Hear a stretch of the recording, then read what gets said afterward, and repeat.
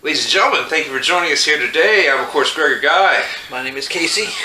And for your extreme viewing pleasure, we will be presenting, this will be episode 20 of the Bangcast. 20 episodes. Seems like, milestone. Small. I'll be honest, it's so small. It seems like we've been doing this a lot longer than 20 times. Well, I mean, we took a couple weeks off when I was sick and you were out for surgery, and, so. And plus, also at the beginning, we weren't even calling it the Bangcast. Oh, okay. So. Technicalities. We have been doing it longer. Yeah. But anyway. So, particularly this week, obviously, big news and everything. The whole Elon Musk, Twitter, him trying to purchase Twitter. Basic thoughts on that, before we even jump into any, data or anything. I think that this is the best possible thing, not just for Twitter, but I think that's the best possible thing for the country, because Twitter has a very long-standing persecution of free speech, which I believe is the most important basic law in this country and freedom that we all have, is that we can say what we want to say. And I'm not talking about like free speech as in like you can show no nudity on it or anything, or free speech so that you can sacrifice animals, or I'm sure that all that stuff exists out there and they block all that stuff. I'm talking about just basic communication from one person to another and being able to express yourself as freely as possible in the exchange of ideas. Yeah, agreed. I mean, on top of that, there's a reason that, the whole free speech is in the First Amendment to the Constitution, right. On the Bill of Rights. So, there's a reason it's number one.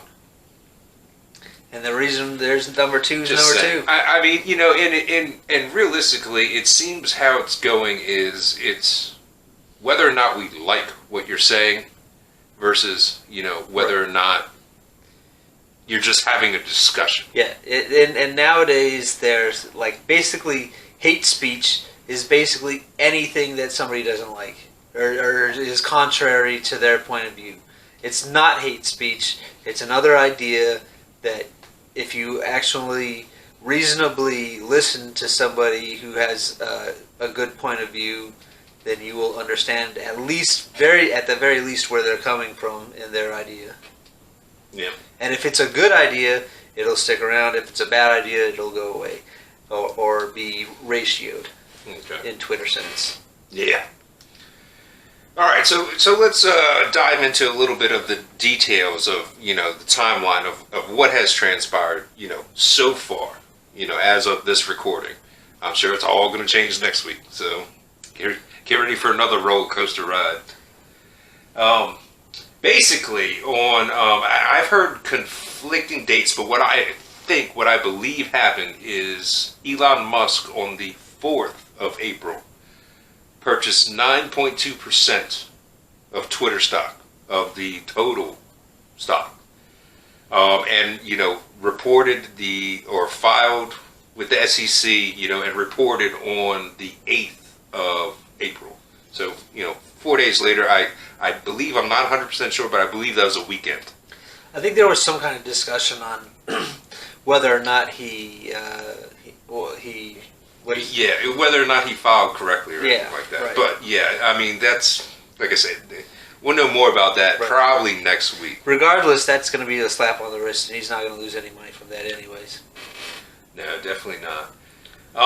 Okay, and after he bought that 9.2%, and, on the 8th, the filing became, public knowledge, the board of directors at Twitter decided to offer him a board seat, which would, however, limit his holdings of the Twitter company to under 14.9% of the total stock.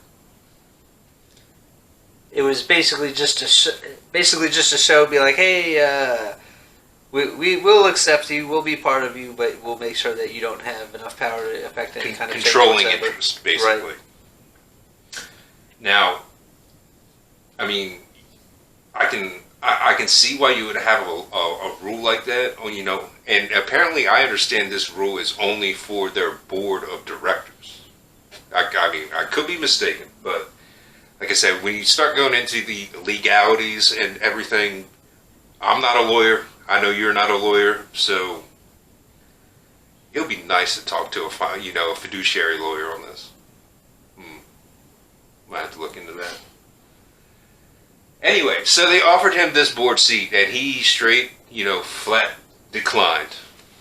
So that tells me right there, he's kind of, content not serving on the board of directors, and probably not limiting himself to that 14.9%.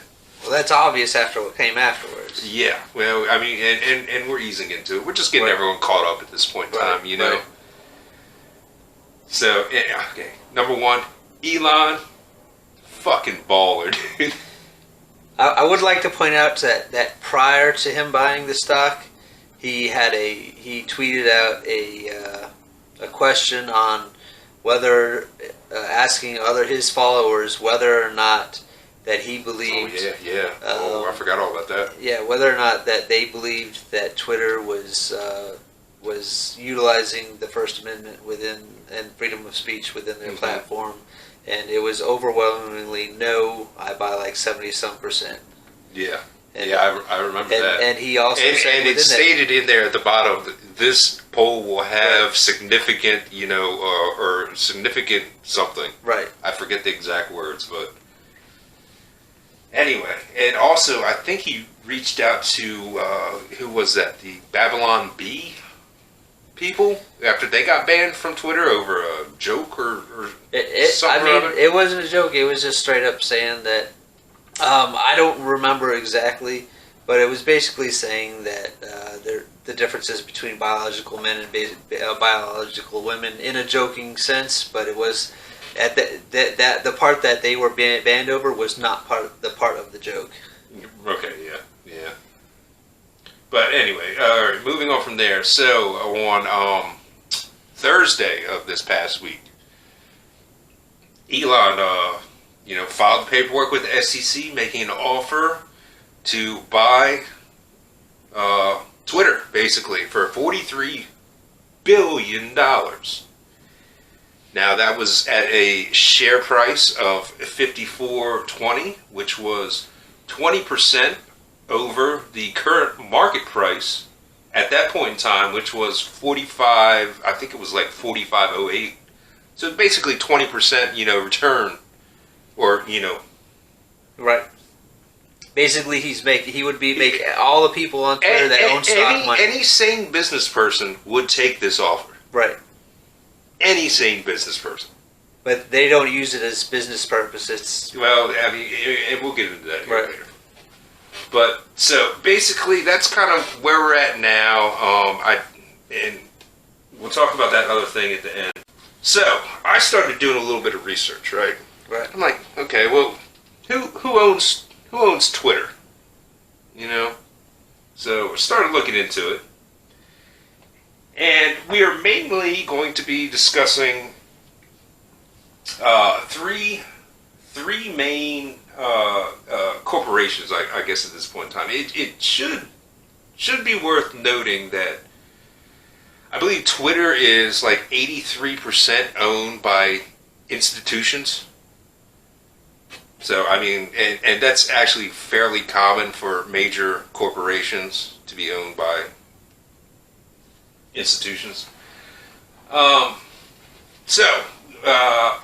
looked into it and I ran the numbers, and these were from Investopedia, because they were actually the only website I found that actually had Elon listed as an owner at this point in time.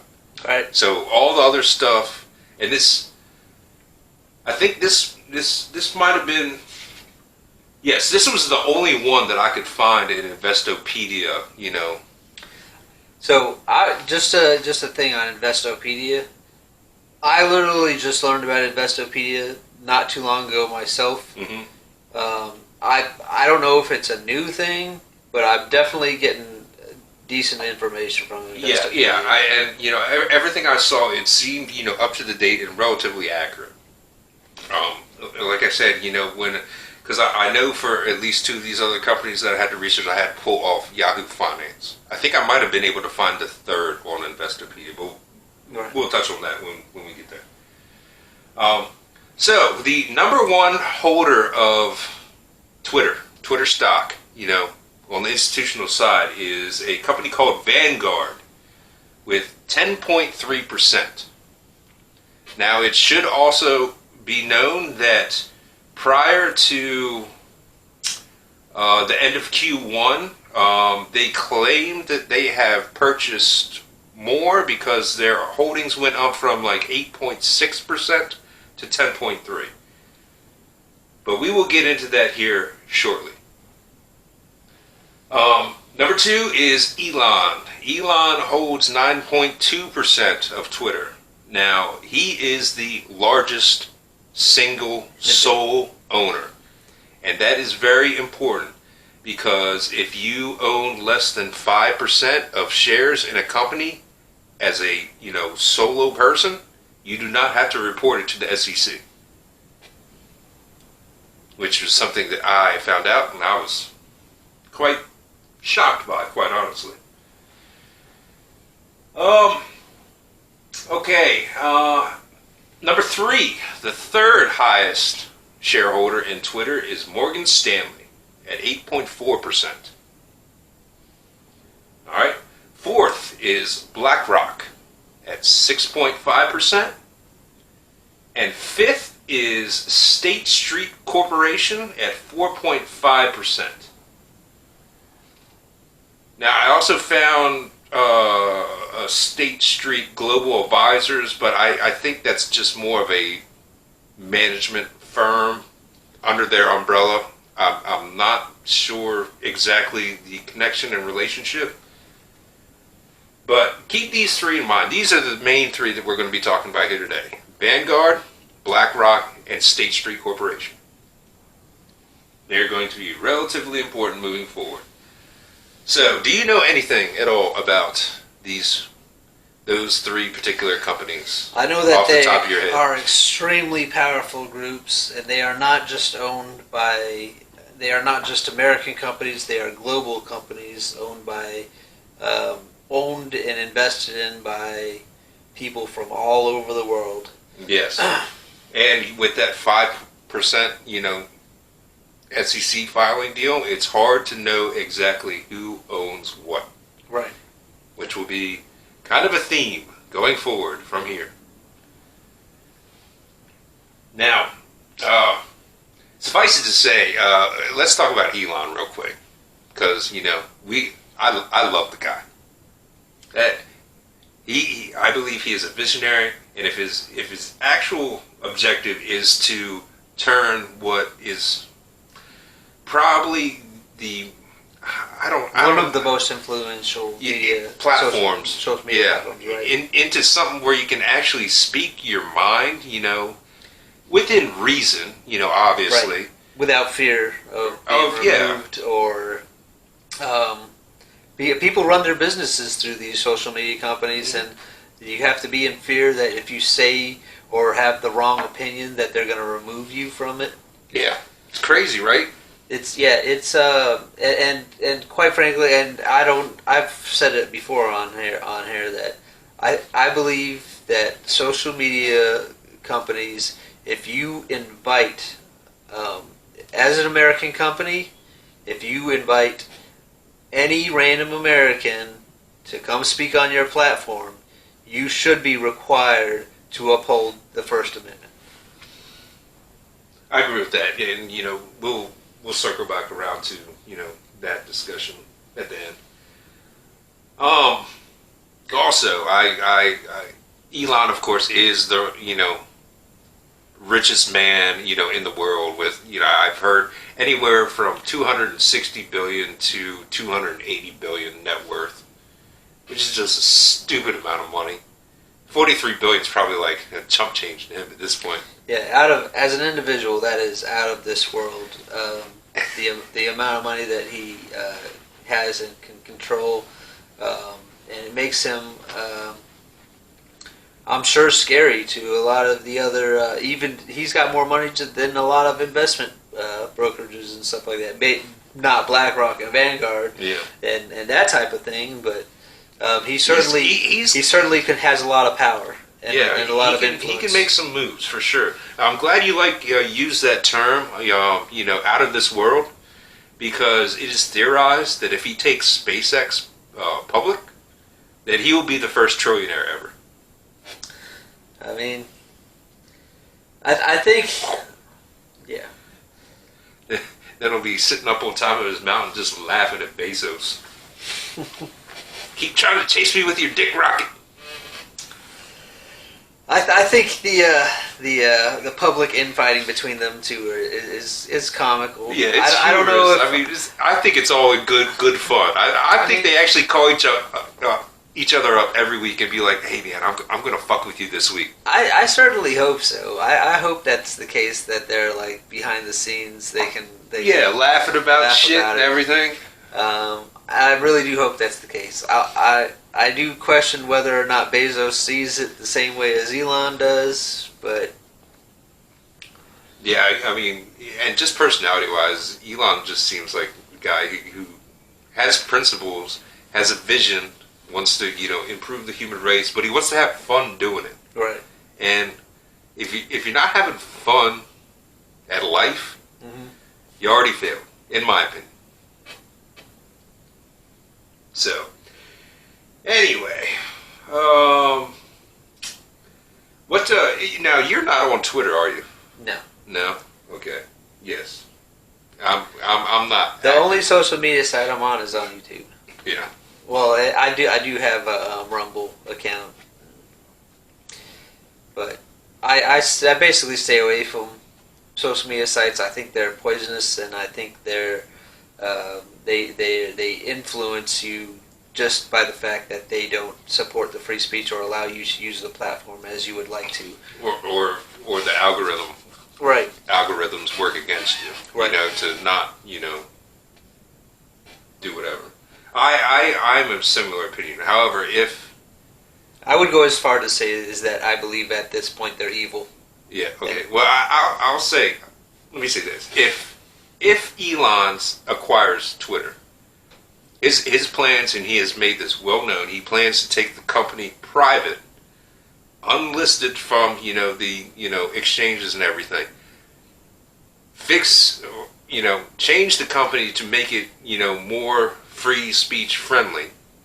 And then he'll probably wind up relisting it. That would be my assumption, but either way. Now, if that actually happens, would you actually start using Twitter? I'll be honest, I've never liked Twitter, even if in its original form where it really didn't ban anybody. I basically, people that use Twitter, I don't know what they're called, but I call them twits. I forget what episode it was, but actually it might have been in something we haven't even released yet, but I was talking about creating a competing social media network to Twitter called Twatter. Right. Well, I mean... Elon, if you're out there and you want to buy that name, if this deal doesn't go through and you decide you make your own, hit me up. If I thought there was a benefit to me using Twitter, I might use it, but I honestly don't see any benefit to using Twitter, to be honest. And just the fact that knowing that they're this corporate company that removes people for wrong things. Right now, but I'm going to assume that's going to change if Elon's in charge. Right. But if I feel like it's a tool that I could use to better myself and not have a company or a corporation or people try to brainwash me and limit the information that I can see, I might use it. Well, I could see it being a good place to have, discussions, about issues and problems and everything that's going on. But the problem is if you're on, one side or the other and they don't like what you're saying, guess what? You get flagged for whatever they say, hate speech or misinformation is another big one. So, anyway, let's move on from there. Let's go back into these big three companies. Now, I'm going to start and probably move from the smaller ones to the larger ones. Okay. I originally had planned on doing it the opposite way, but I think this way might give people a little more clarity as to what's really going on here.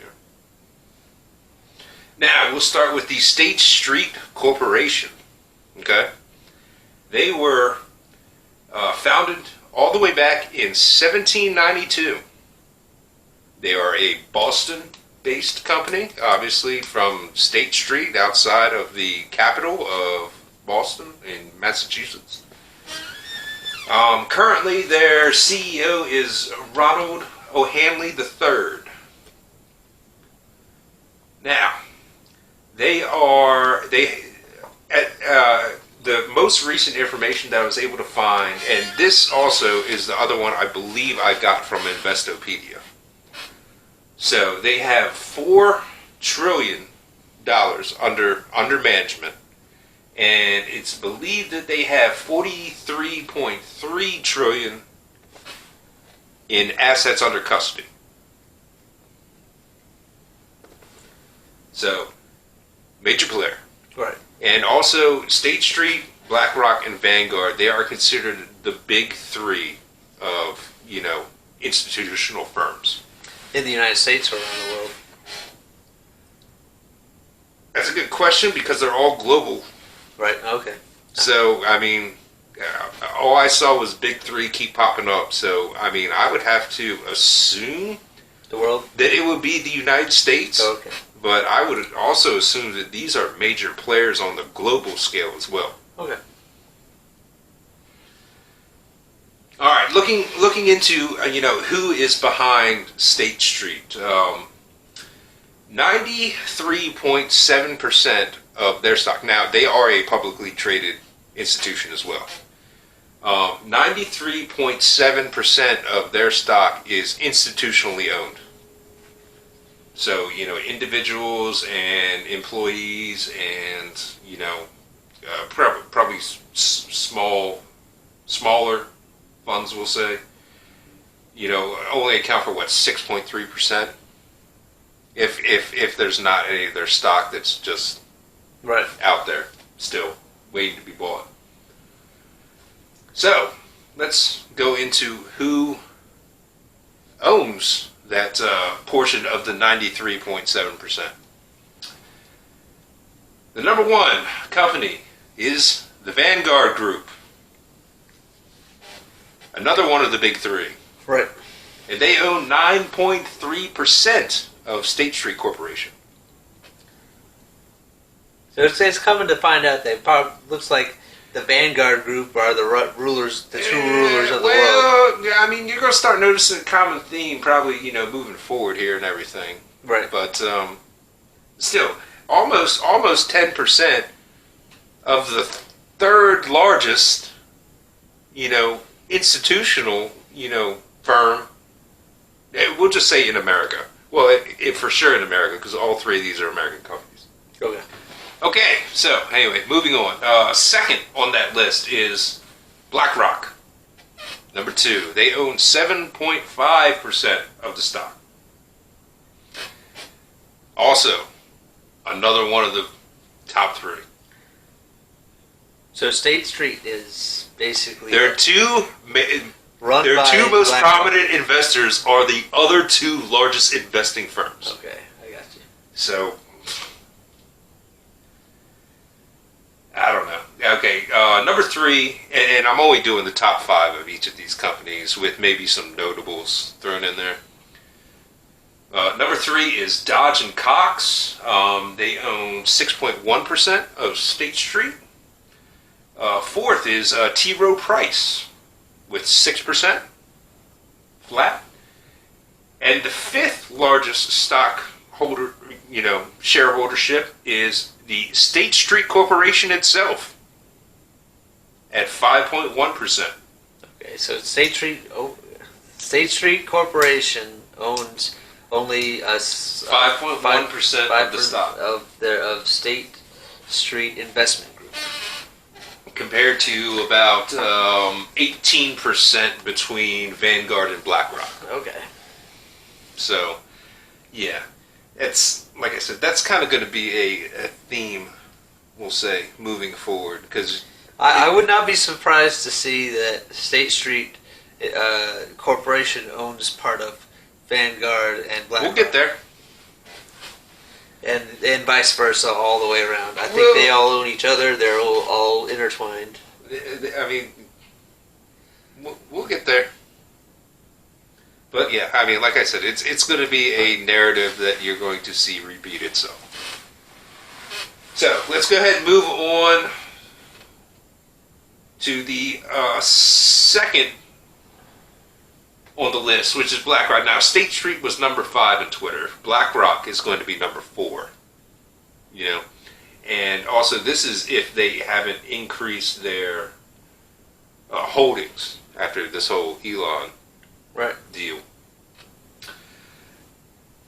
All right, BlackRock. They have over 10 trillion in assets under management, and they have over 31 trillion in assets under custody. They were founded in 1988, so they are a relatively newer player on the block. And their CEO at the moment is a man by the name of Lawrence Fink. Now, the number breakdown on them is they are 85.1% institutional owned, so, more probably private ownership via that one. The number one holder in BlackRock. Vanguard.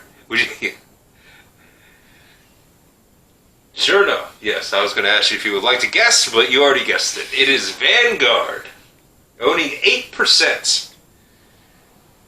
Okay, the second on this list is BlackRock, and they own 6.7%, which is just strange to me that these companies don't even own the majority of their own stock. I mean, I don't understand that whatsoever, but we'll actually circle back around to that. Let me get through this. Number 3 is Capital World Investments at 5.1%. Number 4 is State Street Corporation at 4.3%. Number 5 is Bank of America at 3.4%. And just for a notable, I put at number 8 is Wellington. It's either Wellington Corporations or Wellington Investments. They are at 2.7% in BlackRock. So let's move on here to the number 1 shareholder in Twitter, which will be Vanguard. They were founded in 1975. They have, I believe, over 8 trillion. Oh, gotta read my writing here. Oh wait, no. They have over 7.5 trillion in assets under management, and I was not able to find a assets under custody number for them. So don't know what that's about. But Vanguard is unique to this situation because they are the only company or investment firm that is solely owned by the shareholders. Like, that's it. Just solely owned by the shareholders. Right. So I honestly, I can't in my mind envision how that actually works. But I guess they figured out a way. You got a board of directors, which are probably the highest amount of shareholders, and then you'll have them vote in a CEO who basically just runs the company. Well, and the CEO of Vanguard at the moment is Tim Buckley. They are now they have 81.7%. They are owned by institution of their shares. So let's just get to the breakdown on that. And also of note, they are the second largest. BlackRock is number 1, Vanguard is number 2, State Street is number 3. Just so we're clear on the order, even though we did a little out, we went off of who, the order of Twitter shares that they each have. Right.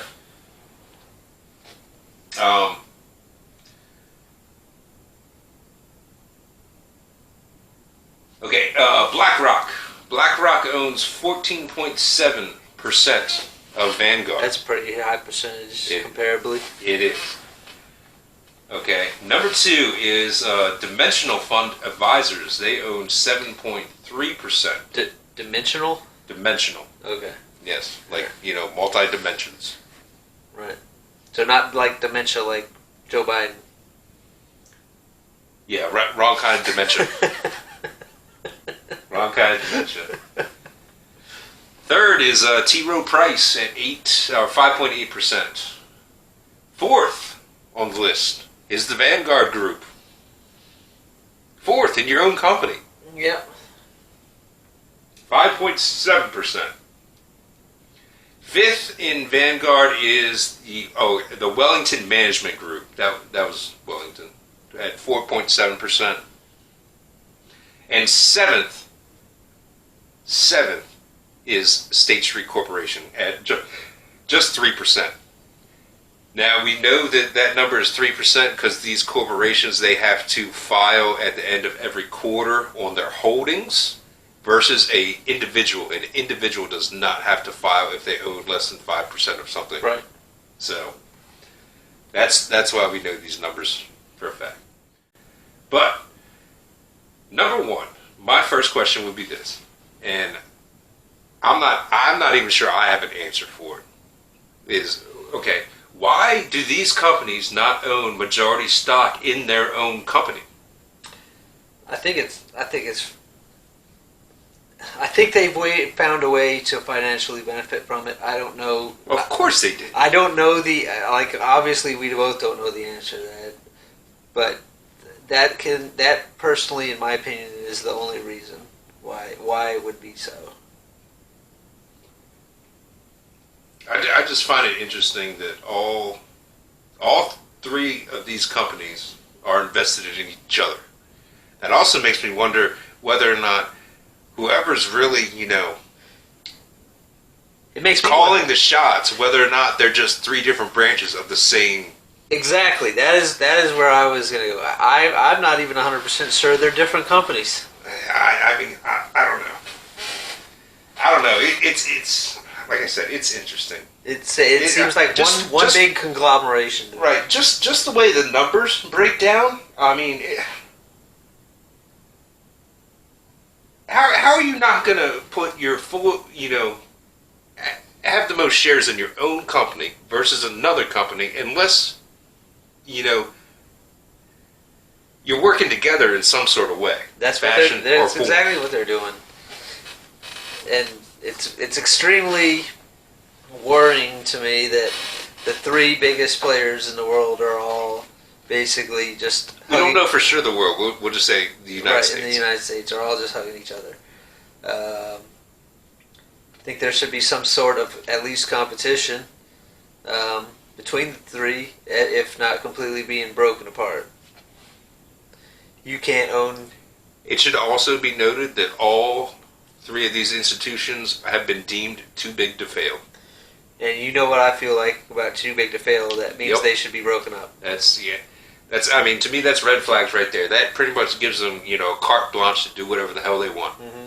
And guess what? It's more than likely going to be for their benefit, not yours. Right. Well, when they lose a little bit of money, the U.S. government has to come in and feed them taxpayer dollars.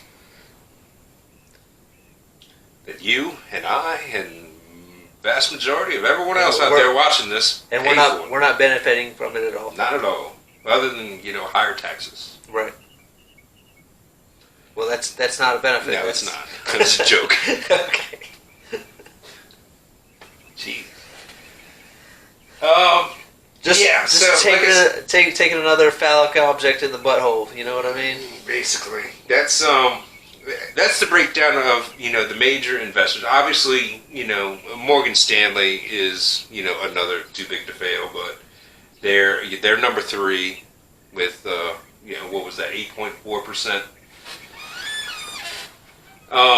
But I didn't even include them in this list because I kind of believe that they are. I don't know. I would have to assume that they are like a split between investment firm and bank, right? Right.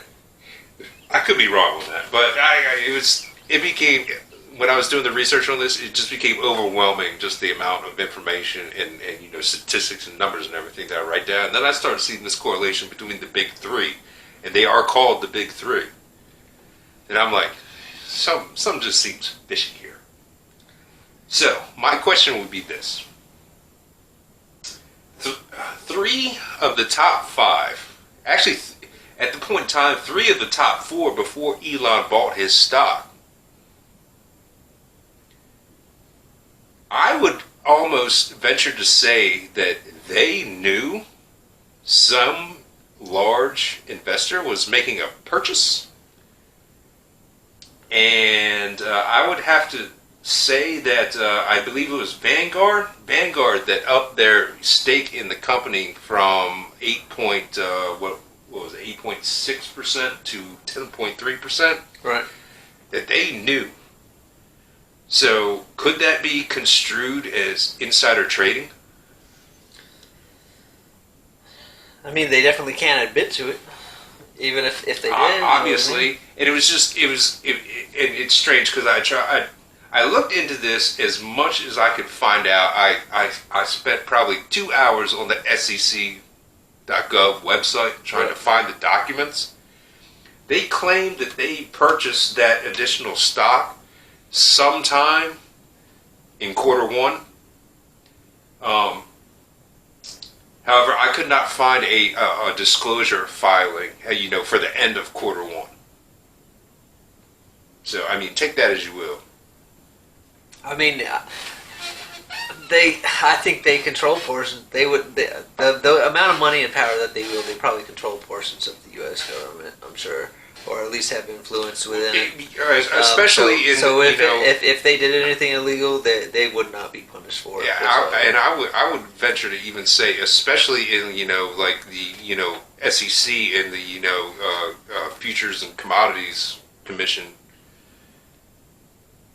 Yeah, I would say that the amount of bravery, because I really am personally afraid for Elon's safety when he's dealing with these kind of Elon, reach out. We'll be security for you, bro.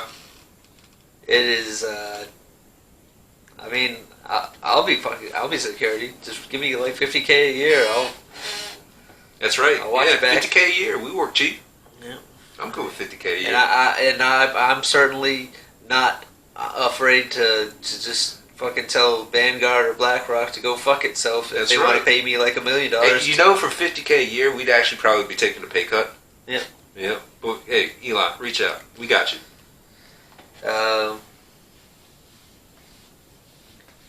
Yeah, this is they're in he's in the big leagues, to be sure. And okay. Yeah. And have you heard about the Twitter board's plan if Elon continues to purchase more and more and more stock?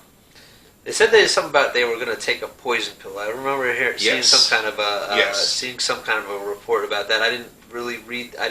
Now, I mean, I could be wrong because I just, like I said, I put a whole lot of research into this, and this was like the last thing I ran across. But the way I understand it is that the board will create these red stocks, whatever that means, or however they are able to do that, and sell them at a discount to other top investors at a discount in order to dilute the stock, first of all, controlling share, which I'm not even sure how this is even legal. Yeah, I don't know how that's legal either, because first of all, any other investor should be able to sue the company. We'll get into that in a second. Right. Just, opinion on. That's where I was going to go with it. I mean, to me, that just seems like a shady practice of how can you just create more stock? I mean, they do that all the time. Well, through stock splits. But to sell it at a reduced cost to another investor, that's eliminating Elon from that purchasing opportunity. Right. I mean, to me, like I said, that just seems illegal. Yeah, that definitely seems. And I might not be having like that whole situation, correct either. So right. To be able, to be able to eliminate one investor from being able to purchase that and offer it to others specifically, this is definitely gonna cause some kind of trouble or repercussion. Oh yeah. I don't know what those are. I'm not we're not lawyers. We're not financial officers. We don't. But to be able to offer one investor something and not another investor in the same company, I'm sure there's somewhere along the rules and regulations. And I don't know if it has anything to do with laws, but it definitely seems extremely out of the ordinary and something that would probably have to be voted on by the board to be able to even pass something that did that, and Elon's not on the board. But still, I don't see how they can, make those kind of offers to specific, entities or even individuals. Right, and losing money for all of the other investors by diluting your stocks. Now that brings me, to my last point is I started doing some research into fiduciary law. Right. Now I am not a lawyer, and I do not understand the way the language is written in particular laws, but basically this is what I surmised from the situation.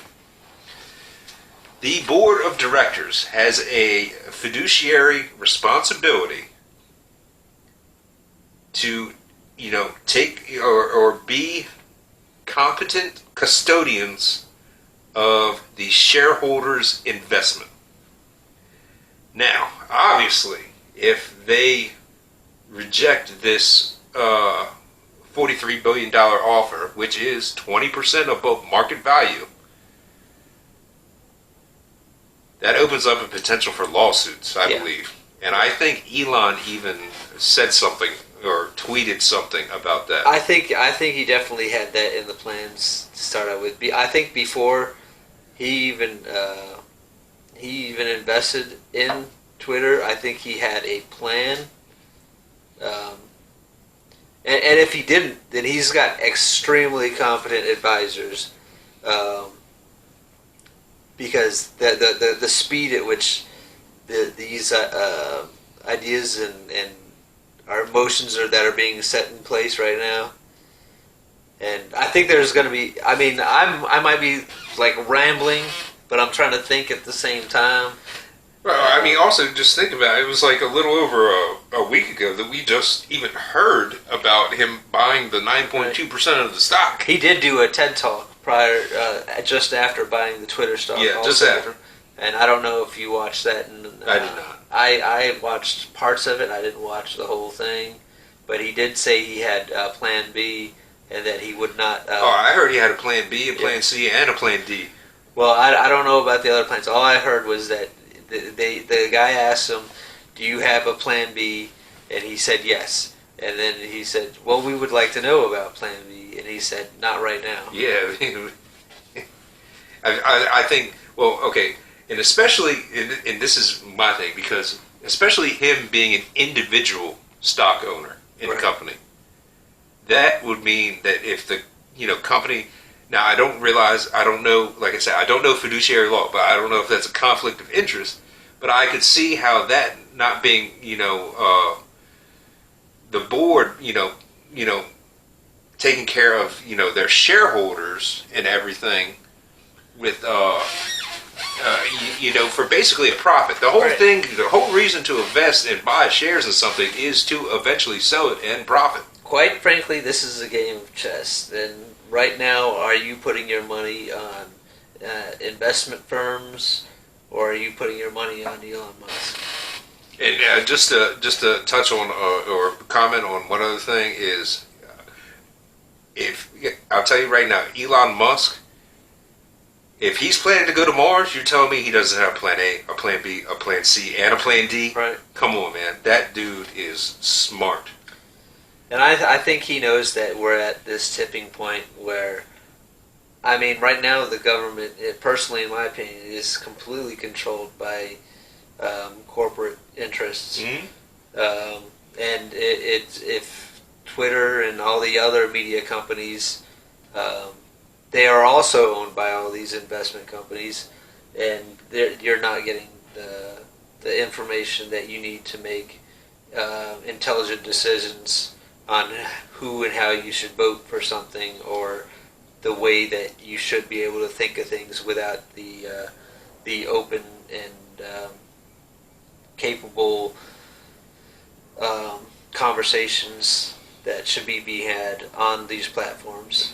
Yeah, well, I mean, in my personal opinion, the largest problem with Twitter was the way they suppress information, especially around elections. Right. So, come on. And we're not talking about just American elections. They do it everywhere in the world. I mean, they have their person that they want, and they pick them out, and they definitely lean hard towards giving these people a voice and covering up information that they don't want you to know about them, and giving you information that they want to give you about them. Yeah, I mean, it's basically about how it goes down. Now you had something too. I did have something, and this is like personally in my mind. I mean, I don't read a lot of tweets, and I don't, like I said, I'm not on Twitter, but this was extremely important to me. Basically, the Saudi prince came out and said, because I personally believe, I'm not sure, but I think he owns parts of Vanguard, or a percentage of Vanguard. Yeah, I mean, probably less than 5%. Probably less than 5%, sure. I believe he actually personally owned Twitter stock at one point in time. Right. But also, once again, less than 5%. So the Saudi prince said. Can I clarify that I have also heard that he has sold, but we cannot confirm or deny. We can't prove it, basically. Right. We don't know. We don't know what he's doing over there in Saudi Arabia. But the Saudi prince said that the stocks for Twitter that Elon was offering, that extra 20% over the value, was too low, and that it was worth way more than that. And that being said, that's going to tell us that the Saudi prince is partial owner of Twitter in some percentage, in some way or form. Right. Well, I mean, I would say, okay, now obviously take this as you will, but I believe that even if he has a tiny bit of say in, what's going on over there, it's a way to control the narrative. Right. Right. And that's basically what it boils down to. Right. So all the stuff in, I can't remember what part of the world that Saudi Arabia is pretty much destroying and dismantling right now. You're not hearing a lot about it on Twitter because he's got money in it. Did you know that at the Formula One Saudi Arabian Grand Prix a couple weeks ago, during one of the practice sessions, there was a missile strike like 6 miles from the track from those rebels? It was like all caught on camera. All right. It was crazy. So actually, I did realize that there were some issues going on over there. Yeah. This is the exact tweet from Elon Musk. He says, interesting. Just 2 questions, if I may. This is Elon to the Saudi prince. Okay.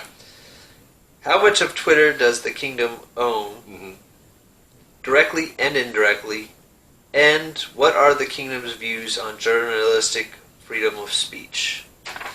And that's a very, very, very good point. I actually did hear about that, particular tweet from Elon. Right. And I would just say that their views on journalistic freedom of speech is pretty obvious. None. Via what happened to that journalist that went into their consulate. An American journalist. Disappeared. Yes. An American journalist that went to the consulate in Saudi Arabia is no longer, I don't know if he's with us, but he's not around. Nobody knows where he is. He disappears off the face of the earth. I can't remember his name either. But. Yeah, I don't either. Somebody named Alex Burrito. Alex Burrito. Barredo. Burrito. I was hoping like a Mexican burrito. He came up from underneath and said, "Hey, Elon, don't forget about this doozy." In Times Magazine, published in 2019, or New York Times, I'm sorry. This is a report by them. Former Twitter employees charged with spying for Saudi Arabia. What? I didn't hear about anything about that. So, can you read that again? New York Times, 2019. Former Twitter employees charged with spying for Saudi Arabia. Ooh. Interesting. Yeah, I didn't hear anything about that. I mean, it's a globally held. I mean, company. were they prosecuted? I don't know. I would assume I don't if know. it happened in 2019, there had to have been a trial. I didn't look into it. I don't know. Ooh, there's going to be so much more to unpack here. Yeah, there's a lot more going on than we could possibly at this time. I mean, even covering like 45 minutes. I mean, this is the discussion that's going to be going on for weeks and months, and hopefully, and personally, in my opinion, the greatest thing about all this is it's unpacking and uncovering miles and miles worth of corruption, and it seems like corruption anyway. I mean, we just kind of found out just from this, we found out that all three of the biggest investment companies are all intertwined with each other. And we don't know a single individual that owns any part of these companies. Right. Just keep it at 4.9% and you're good. Well, we know that the Saudi prince is partial owner in one of those companies. And, I mean, that tweet from Elon asking him, be like, exactly how much do you, the prince, and the kingdom itself actually own? Right. I guarantee you he didn't get a response. No, I seriously doubt it. I would bet that tweet's probably gone right now. Probably. Well, I don't know. It's going to be really hard for Twitter to fuck around with Elon right now. Right. Because that will just. Well, I'm not saying Elon's tweet's gone. I would say that the Saudi prince's tweet's probably gone. All right. Realizing he just exposed himself. Yeah, you fucked up. You fucked up, buddy. Oh man. Well, anyway, there we go.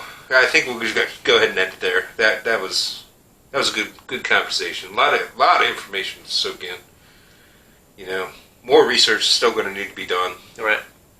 And like I said, I'm sure this is going to be a continuing and developing type of story. So, ladies and gentlemen, there you go. You have just witnessed episode 20 of the Bangcast. If we disappear in some Saudi Arabian consulate, you'll know what happened. Ladies and gentlemen, I'm of course Gregor Guy. My name is Casey, and I'm definitely not going to end up at a Saudi consulate. There will be a bloodbath.